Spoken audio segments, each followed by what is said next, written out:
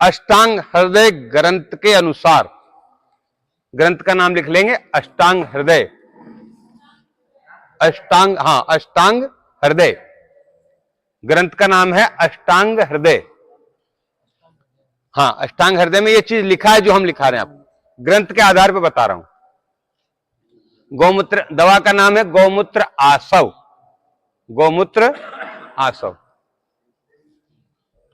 अशोकारिष्ट, आपने नाम सुना होगा अशोकारिष्ट, है ना, अशोकारिष्ट और भी कई अरिष्ट आते हैं,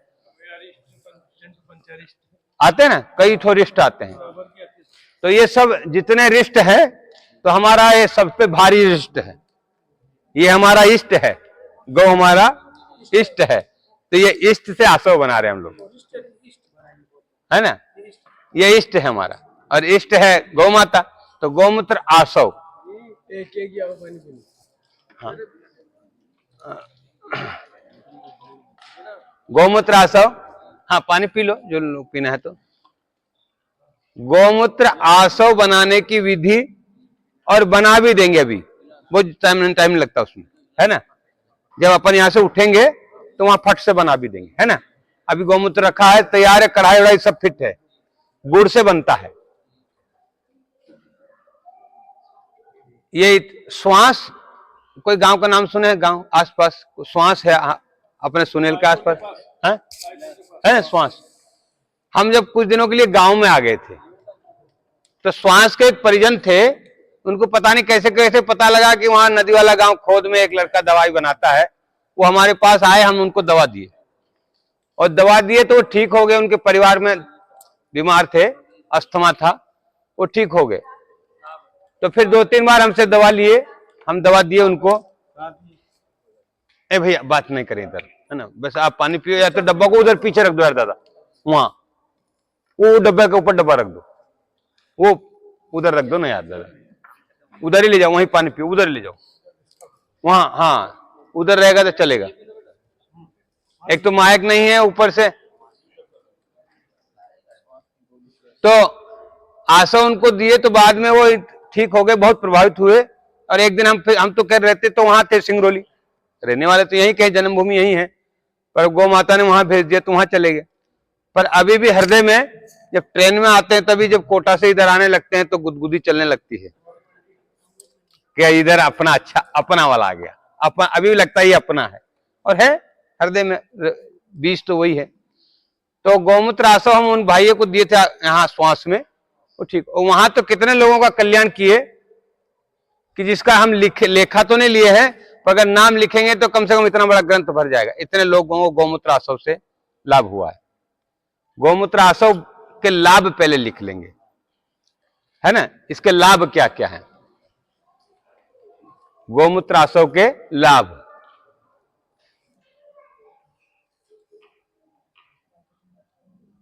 गौमूत्र आसव सर्दी, खांसी, बुखार, बवासीर, टीबी और दमा, इतने रोगों की शर्तिया दवा है ये, गारंटेड। सर्दी, खांसी, बुखार, बवासीर, टीबी और दमा, ये सब एक ही परिवार के हैं। ये जितने रोग है ना, जितने हम नाम लिखा है, दिखने को तो अलग अलग दिखते हैं, पर कोई भुआ है, कोई मौसी है, कोई फूफा है, ये सब है साथी, एक ही परिवार के हैं। हाँ संयुक्त परिवार है, ये भी कोई जीजा होंगे, कोई फूफा होंगे, पर है सब एक ही है। हाँ एक ही परिवार के हैं। सर्दी, खांसी, बुखार, बवासीर, टीबी और दमा, ये लगभग एक ही परिवार के हैं।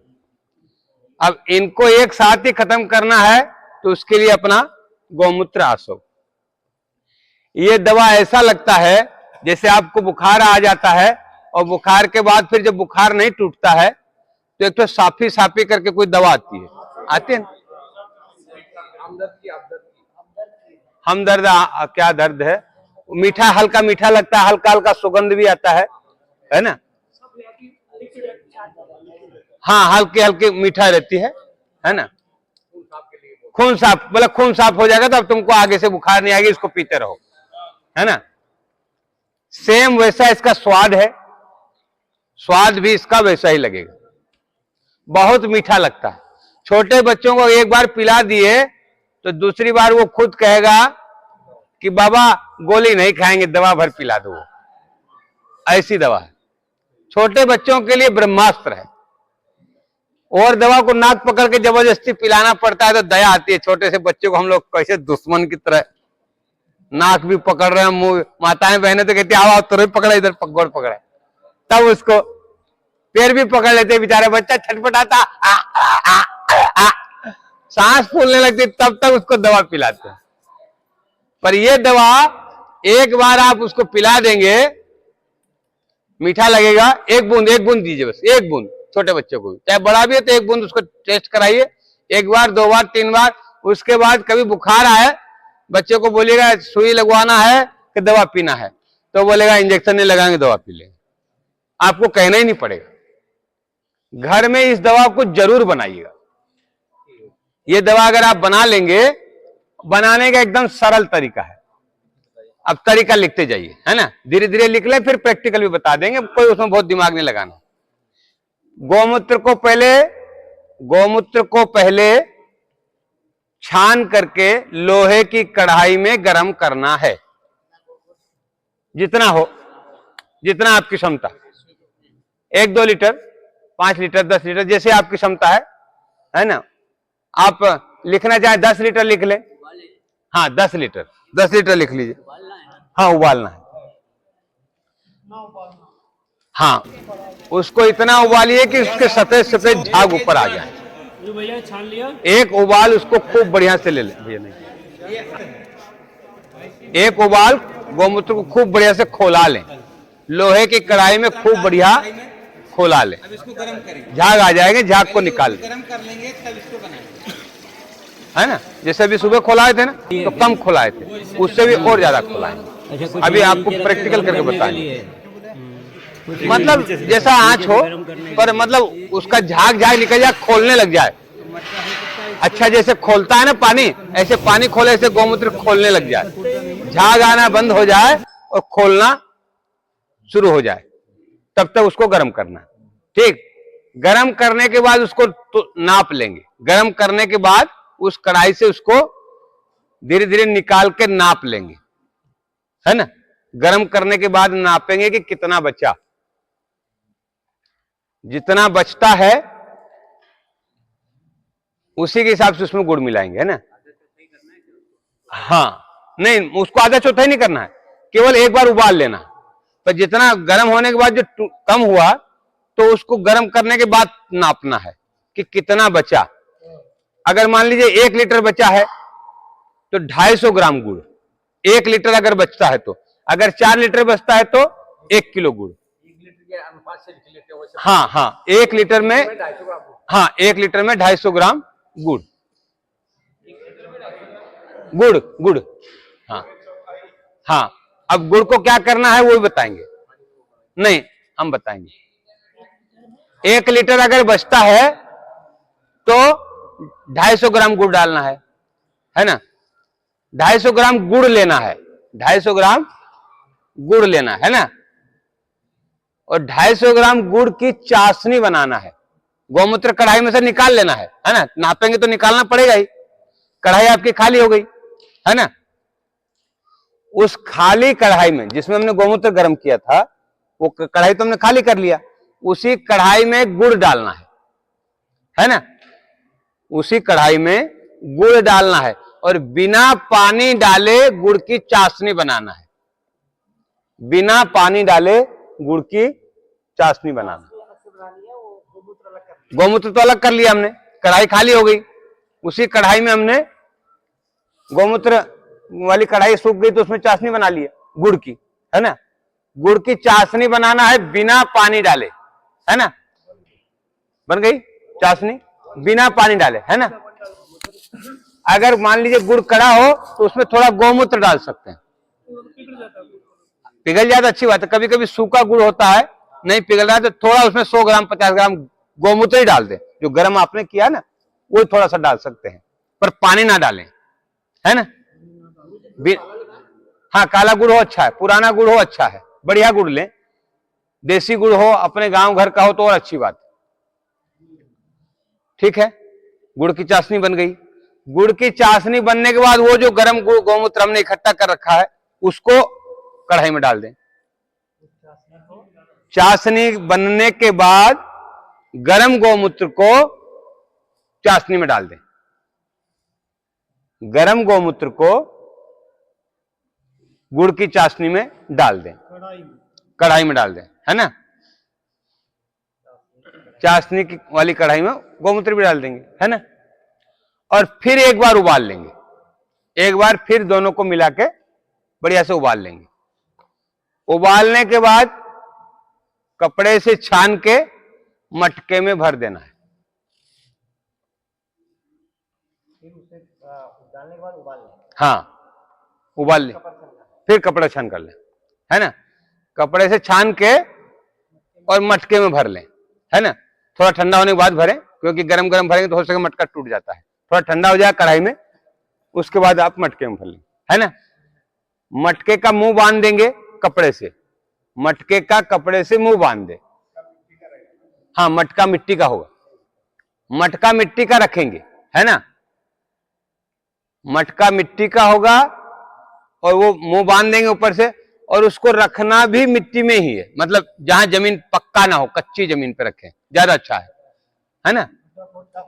गड्ढा ना खोदे तो इतना 2-4 उंगली हो, थोड़ा सा मिट्टी का संपर्क रहे, थोड़ा सा जमीन का उसको। तो एक तगारी में मिट्टी भर लें।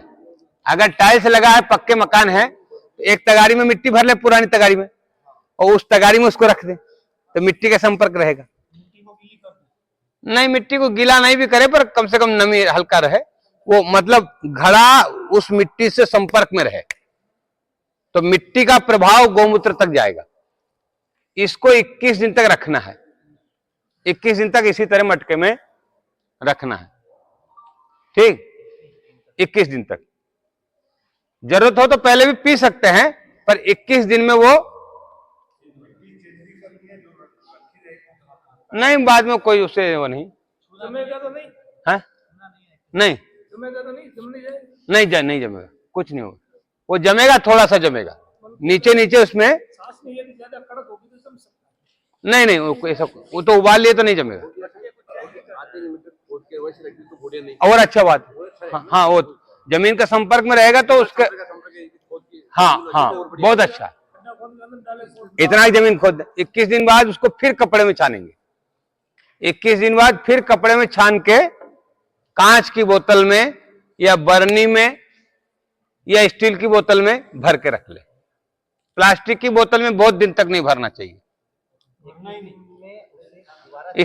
हाँ, 21 दिन बाद फिर छान के आप बोतल में भर लें। कांच की बोतल हो तो अच्छा है, कांच की बर्नी हो या वो जो अचार डालने वाली बर्नी हो, चीनी मिट्टी बोल दो। हाँ, कांच, चीनी मिट्टी, स्टील का भी चलेगा, है ना। और मुसीबत आने पर नहीं है तो प्लास्टिक में भी भर सकते हैं, पर प्लास्टिक में थोड़ा सा उसका प्रभाव, प्लास्टिक जितना दूर रखे उतने बढ़िया है। हाँ, इसलिए प्लास्टिक में ना करें, पर भाई फिर भी आपातकाल मर्यादा नास्ति। के लिए अगर बेचने के लिए प्रोडक्ट बना है तो उसको प्लास्टिक में ही रखना पड़ेगा। हाँ, दूसरा ऑप्शन है नहीं बेस्ट। तो प्लास्टिक में फिर वो तो क्या है ना, अपने पास मटके में तो भरा तो कुछ तो थोड़े दिन बेच दिया, वो ज्यादा दिन तो रखता नहीं है, बिका तो तुरंत खत्म भी तो हो जाता है। अच्छा, पीने की, हाँ, अब सेवन विधि में आएंगे तब ना, है ना। ये बन गया ना आपका 21, हाँ, 21 दिन बाद जब छानेंगे तो उसमें थोड़ा सा घन निकलेगा।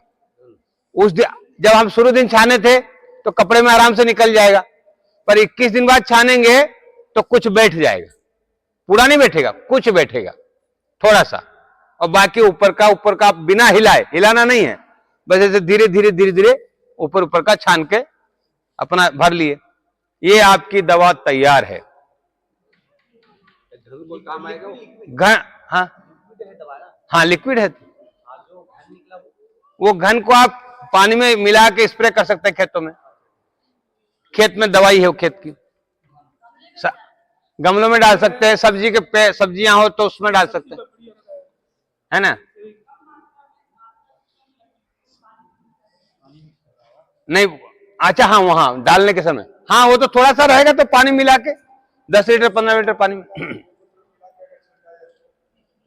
उसको कैसे भी छीट दो तो गुड़ रहेगा उसमें, कुछ गुड़ का मिठास रहता है, तो गुड़ खेत में छीटेंगे तो आपको भी मीठा बना देगा गुड़। विक्टोरिया बन जाता है। हाँ, बैक्टीरिया उसमें बहुत आया। हाँ,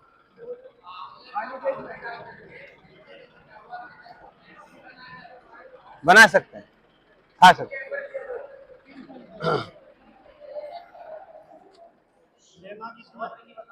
हाँ, सेवन।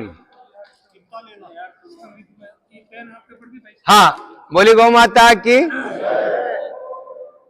सेवन विधि 10 ml गौमूत्र आसव और 10 ml पानी, 10 ml गौमूत्र आसव और 10 ml पानी मिला के भोजन के बाद, मिला के भोजन के बाद लेना। जब भी लो भोजन के बाद। बच्चों को 5 ml, बच्चों को 5 ml, बड़ों को 10 ml। खाने के बाद 2 टाइम 1 टाइम, 2 टाइम भोजन करते हैं, 2 टाइम, 3 टाइम करते हैं, 3 टाइम। अगर बवासीर हो, खून वाला ब्लडिंग आता हो किसी को, तीसरे दिन के बाद जीवन में कभी ब्लीडिंग होगा ही नहीं, गारंटी। आपका दवा, आपका घर, आपका रोग ठीक हो जाएंगे, कोई प्रचार नहीं। हमेशा पीते रहो, कोई बुराई नहीं, ना इससे कोई गर्मी बढ़ती है ना कोई ठंडी लगता है। कोई लोग कहे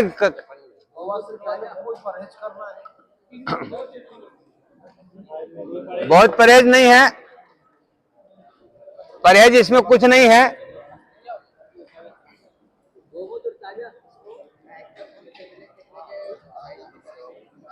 गौमूत्र जब लेंगे तो ताजे लेंगे। हम 1 लीटर पैक करते हैं, 150 रुपए में बेचते हैं। हम 150 रुपए लीटर में बहुत बेचते हैं, सबसे सस्ता। अब आपको एक लाभ और बता दें, 150 रुपए लीटर हम बेचते हैं आसो। इसको बनाते हैं तो हम बेचते हैं 150 रुपए लीटर में। रेट बता रहा हूं आपको, पैसा भी कमाना है ना। तो हाँ, 150-200 रुपए तो आपको भी मिलेगा। अच्छा, इसके परहेज जैसे भैया पूछे हैं, तो इसमें परहेज कुछ नहीं है, पर जब आप गांव में जाएंगे तो किसी को बदलेंगे, कोई आपके पास दवा लेने आएगा तो उसको परहेज क्या बताना है? नहीं, उसको बताना है सबसे पहले तो ये बवासीर होता है अक्सर मांस मुर्गा से, मांस खाने से, तो उसको बोलोगे तेल मसाला और मांस मत खाना जब तक दवा पियो, है ना। तो आप उसको मांसाहार से हटा देंगे, तो मांसाहार से वो हट गया तो कम से कम देवता नहीं बना मगर इंसान तो बना, वो जानवर है। तो जानवर से पहले तो इंसान बनाएंगे, और इंसान बनाएंगे तब ना वो देवता बनेगा। जानवर डायरेक्ट देवता नहीं बनता है। तो अभी ये जो फैक्ट्री है, हम लोग इंसान तो पहले से ही थे, तब ना यहाँ आ गए। अब यहाँ से जब जाएं तो आप सब देवता बन के जाएं। पहले हम जानवर थे, यहाँ के इंसान बन के अब देवता बन गए।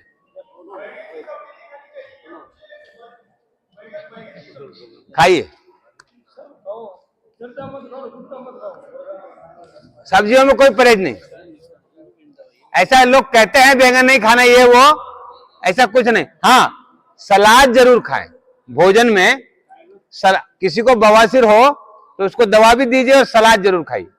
सलाद किसी का भी हो, खीरा हो, ककड़ी होगा, ये जितना पुराना हो उतना अच्छा है। 10 साल पुराना और अच्छा है, 20 साल पुराना हो जाए और अच्छा है, कोई एक्सपायर। ये तो पुराना करके हम भरते ही हैं, 21 दिन के बाद तो भरना ही शुरू होता है। अष्टांग हृदय ग्रंथ में लिखा है, ये ग्रंथाधार बता दिए हैं, अष्टांग हृदय ग्रंथ में ये लिखा है। ये विधि भी होती है उसमें, ये बनाने की विधि भी सब लिखा है लगभग। तो बोल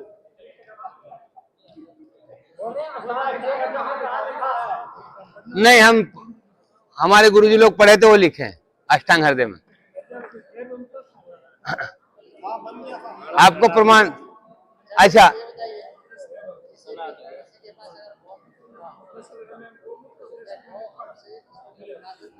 अर्थ से नहीं बनेगा, ये गौमूत्र आश्रय से बनेगा। गौमूत्र समझ में आएगी बात? इतने में किसी को कोई शंका नहीं है कि रखे रहो हर समय। अगर ये एक दवा बना लेंगे तो मैं आपसे वादा करता हूं कि अपने घर से कभी अस्पताल जाने की जरूरत ही नहीं पड़ेगी। सबसे पहले बच्चों को सर्दी जुकाम खांसी होता है, नहीं हो केवल नाक बहने लगे थोड़ा थोड़ा, उसी समय दो दो बूंद। हम झालावाड़ जाते जाते हमारी पैंट क्या फटी, चप्पल भी फट गई, पैंट भी फट गई थी कई बार। हम तो जाते नहीं थे, ये झालावाड़ में आते थे, हम लोग बीमार होते थे, बच्चे हमारा झालावाड़ लाना पड़ता था। पर जब से गौमूत्र आसव की शरण में गए हैं, छोटा वाला बच्चा 1 साल का लेके हम गए थे और बड़ा वाला बच्चा 3 साल का था, और घर वाले बोल दिए कि जाना हो तो बच्चों को लेके जाना। तो हम सोचे ससुराल में रख दें, तो ससुराल में गए। मैं कहा आप रख लीजिए, हम जा रहे हैं। तो वो बोले नहीं नहीं नहीं, अभी जाओ। तो देहरादून आती है 5 बजे भवानी मंडी, तो देहरादून में चढ़ गए हम लोग शाम को 5 बजे बच्चों को लेके। अब मन में तो था कि अभी परीक्षा तो दिए नहीं, पता नहीं अगर गड़बड़ी हो गई तो क्या करेंगे। पर गौ माता ने ऐसा साथ दिया। गिरी अभी जो वहां महाराज प्रवचन दे रहे थे गुरुदेव, तो बाद में अवधेशानंद गिरी जी महाराज थे, तो वो भी प्रवचन देने लगे थे बाद में, अखिलेश्वरानंद महाराज जी। तो उन्होंने भी एक सूत्र बोला था, पंगु बने पंगु चढ़े गिरवर, मेरा सुने है ना, देखे पंगु चढ़े, है ना। तो ऐसा भगवान की कृपा तो होगी कि नहीं होगी, मगर हमारे साथ हुई। अभी हमारा बड़ा वाला बेटा छत्तीसगढ़ में खेरागढ़ है, वहां संगीत का एक ही कॉलेज है, पूरे हिंदुस्तान में एक ही कॉलेज है वो, खेरागढ़ नाम सुने होंगे आप। खेरागढ़ संगीत का स्पेशल एकमात्र हिंदुस्तान का इकलौता कॉलेज है वो। उसमें एडमिशन लेने के लिए भी पहले कोचिंग करना पड़ता, तब एडमिशन होता है, क्योंकि गवर्नमेंट का कॉलेज है। उसमें हमारा बच्चा अभी फाइनल में गायकी से फाइनल कर रहा है, बीए में, बीए का कोर्स कर रहा है गायन से। और उसी बच्चे को पहले हम परेशान थे दवाई से, और ये गौमूत्र आसव से वो गायकी में खेरागढ़ में पढ़ रहा है, जो हिंदुस्तान का टॉपर कॉलेज है। ये क्या है? गौ माता का आशीर्वाद। और जबकि हम पहले परेशान थे कि आपको खांसी चल रहेगा तो आप गा पाओगे, बुखार होगा तो गा पाएंगे। बच्चे को बराबर खांसी चलता रहता, खांसता ही रहता था। अब वो इतना बढ़िया आलाप लगाने लगा है कि खांसी का तो नाम ही नहीं। ये गौ माता का आशीर्वाद बता रहा हूं।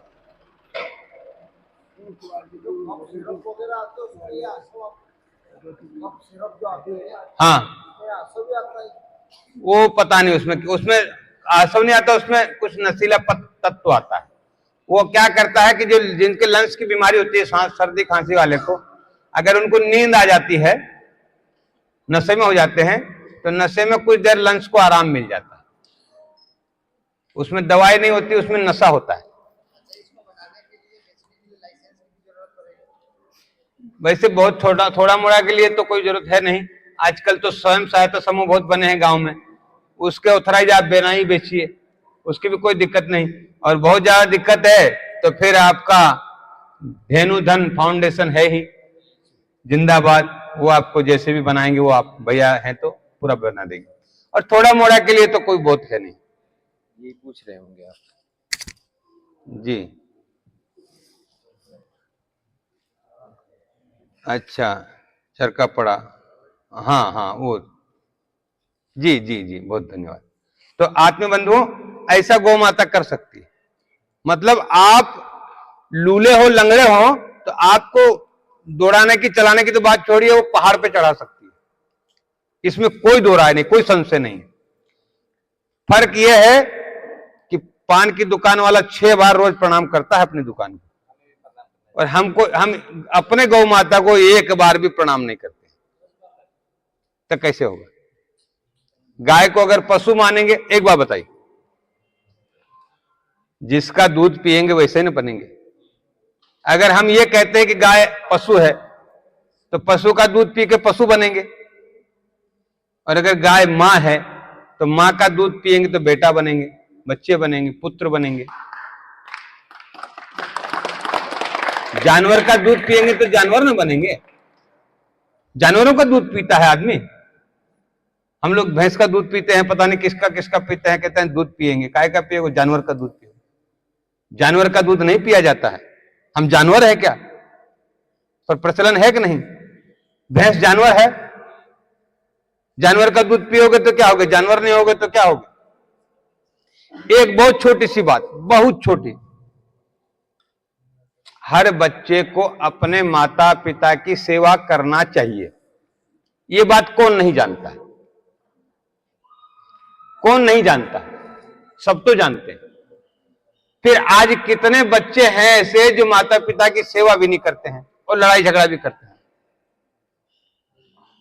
आखिर ऐसी कहां गलती होगी? क्या वो नहीं जानता है लड़ाई कर रहा? वो जो सेवा नहीं कर रहा वो नहीं जानता है करनी चाहिए? करनी चाहिए, पर कर क्यों नहीं रहा? प्रश्न है ना। वो इसीलिए नहीं कर रहा है क्योंकि वो तो जानवर है, वो इंसान हो तब ना। जानवर तो अपने माता पिता की सेवा नहीं करता है। जानवर तो माता पिता की सेवा कहां करता है? वो तो बड़ा हुआ तुम्हारे हम हमारे भैया। आज वही हो रहा है। अब हम कहते हैं हमारा लड़का हमारी सेवा